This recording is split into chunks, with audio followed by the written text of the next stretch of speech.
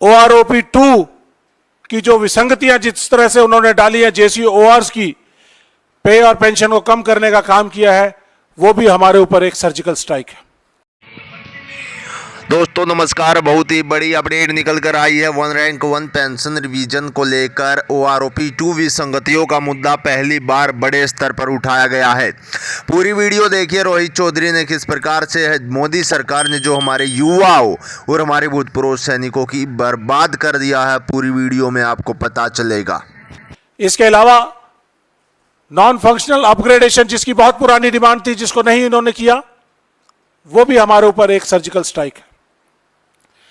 देश की बहुत सारी ऑर्गेनाइजेशंस हैं जिनको प्राइवेटाइज किया जा रहा है। ऑर्डिनेंस फैक्ट्रीज को प्राइवेटाइज किया जा रहा है। EME electronics and mechanical engineers, जिसका मैं एक सैनिक हूं, जो एक सुई से लेके और एयरक्राफ्ट तक हर चीज की मैनेजमेंट और मेंटेनेंस का काम करती है। हमारे बिना कोई भी फाइटिंग आर्म्स लड़ाई में नहीं जाता है, क्योंकि कहीं पे भी किसी जगह पे भी रिपेयर मेंटेनेंस की जरूरत पड़ सकती है। तो ऐसी सिचुएशन के अंदर उन्होंने उसको सर्विसेज के बहुत सारे एलिमेंट्स को प्राइवेटाइज करने का काम किया है। देश की कैंटोनमेंट बोर्ड्स को खत्म करने का काम किया है। 62 कैंटोनमेंट बोर्ड्स को, जो 150 साल पुराने कैंटोनमेंट बोर्ड चल रहे थे, उनको खत्म किया गया है। इन्होंने देश के शॉर्ट सर्विस सैनिकों से जो 5 साल या 10 साल सर्विस करते थे, उनसे उनके बेनिफिट ले लिए हैं। इसी तरह से जो सबसे बड़ा देश की सुरक्षा प्रणाली के साथ प्रहार किया गया है, वो है अग्निपथ या अग्निवीर स्कीम। 1 रैंक 1 पेंशन हम मांगते हैं, वो उनके लिए नो रैंक और नो पेंशन। 18 साल में भर्ती, 19 साल में भर्ती, 22 साल और 23 साल के अंदर रिटायरमेंट, 10 लाख 11 लाख का एक्स ग्रेशिया अमाउंट। क्या वो जिंदगी चलाएगा? नहीं चलाएगा। क्या उनको मेडिकल बेनिफिट मिलेंगे? नहीं मिलेंगे। अगर इस नौकरी के दौरान उनको डिसेबिलिटी हो जाती है, तो क्या उस डिसेबिलिटी को इस पॉलिसी के अंदर कवर किया गया है? नहीं किया गया है। तो अग्निवीर को कैसे डिसेबिलिटी मिलेगी? अगर वो हताहत हो गए या वो शहीद हो गए तो उनको कुछ एक्स ग्रेशिया मिलेगा, लेकिन इस डिसेबिलिटी के अंदर, उसके अंदर कोई भी उनका कोई प्रोविजन नहीं रखा गया है। जो सैनिक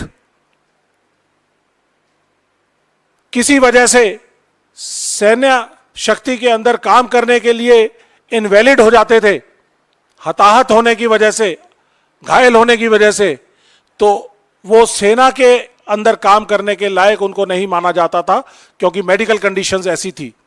तो उनको इनवैलिड आउट किया जाता है। पहले कोई भी सैनिक अगर 1 साल में इनवैलिड हो जाता था, सियाचिन में लड़ता लड़ता या हाई ऑल्टीट्यूड में या नॉर्थ ईस्ट में लड़ता हुआ, तो उसके लिए पेंशनरी बेनिफिट्स थे, लेकिन आज वो खत्म कर दिए गए हैं। उसके लिए कम से कम मिनिमम सर्विस कंडीशन लगा दी गई है 10 साल। इसका मतलब 10 साल से नीचे के सैनिक जो है, उनको घायल होने का अधिकार नहीं है। क्या ऐसी स्थिति के अंदर हमारी सेना बिना बोझ के, बिना स्ट्रेस के काम कर पाएगी? नहीं कर पाएगी। तो साथियों, ये बहुत सारे इंपॉर्टेंट प्रोविजंस हैं जो मैं आपको बताना चाहता था। अब डिसेबिलिटी पेंशन जो है हमारी, उसके 2 हिस्से हुआ करते थे। एक हिस्सा था सर्विस पेंशन और दूसरा होता था डिसेबिलिटी एलिमेंट। सर्विस एलिमेंट और डिसेबिलिटी एलिमेंट। जो रेगुलर सर्विस करके शेप 1 पूरी तरह से सेहतमंद वापस आते हैं, तो उनको सर्विस एलिमेंट मिलता है। और जो लोग डिसेबल हो जाते हैं किसी भी कारणवश, in the line of duty काम करते